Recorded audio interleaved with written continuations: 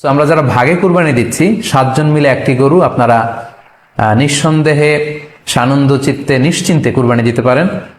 সহিহ হাদিসের আলোকে এটি সাব্যস্ত, এতে কোনো সমস্যা নেই ইনশাল্লাহ। তবে ভাগে কুরবানিতে কিংবা যৌথ কুরবানিতে কয়েকটি বিষয় আমাদেরকে খেয়াল রাখতে হবে। নাম্বার 1 হচ্ছে নিয়ত। আপনাদের ইন্টেনশনটা ক্লিয়ার হতে হবে। প্রত্যেকেরই যাতে একই ইন্টেনশন থাকে, সবারই যাতে ইন্টেনশন থাকে যে শুধুমাত্র আল্লাহ তাআলার সন্তুষ্টির জন্য আমরা এই কুরবানি দিচ্ছি। এখানে কয়েকজনের যদি ইন্টেনশন থাকে যে আল্লাহর সন্তুষ্টি, অন্যজনের যদি নিয়তে ঝামেলা থাকে, তাহলে কিন্তু কুরবানিটা প্রশ্নবিদ্ধ হয়ে যাচ্ছে। কারণ ইন্নামাল আমালু বিন্নিয়াত, ইয়ানি ইন্নামা সাওয়াবুল আমালি বিন্নিয়াত, সমস্ত কাজের প্রতিদান দেয়া হবে আপনার ইন্টেনশন বা নিয়তের উপর ভিত্তি করে।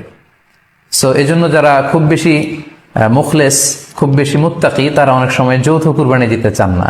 তাদের সামর্থ্য না থাকলে ছোট একটা ছাগল দিয়ে তারা একাকি কুরবানি দিতে চান। এটা safe, he want to be in the safer side. কারণ যৌথ কুরবানি দিতে দিতে যে কার মনে কি চিন্তা, কার মনে কি নিয়ত, আমরা কিন্তু কিছু জানি না। সো যদি যৌথ কুরবানি দেন, কুরবানির আগে সবাইকে এটা কনসার্ন করে দেওয়া, রিমাইন্ডার দেওয়া যে ভাই আমাদের কুরবানিটা হবে শুধুমাত্র কেবলমাত্র আল্লাহ তাআলা সন্তুষ্টির জন্য, অন্য কোনো নিয়ত জন্য না থাকে, তাহলে কিন্তু আমাদের কুরবানি বরবাদ হয়ে যাবে। এটা হচ্ছে প্রথম কনসার্ন। 2 নম্বর কনসার্ন হচ্ছে হালাল উপার্জন দিয়ে কুরবানি হতে হবে। যৌথ কুরবানিতে কেউ কেউ যদি এমন থাকে যাদের উপার্জন হালাল না, সেই কুরবানি কিন্তু আল্লাহ তাআলার দরবারে কবুল হবে না। সো এটা খুব গুরুত্বপূর্ণ একটা বিষয়। আরেকটা হচ্ছে লৌকিকতা।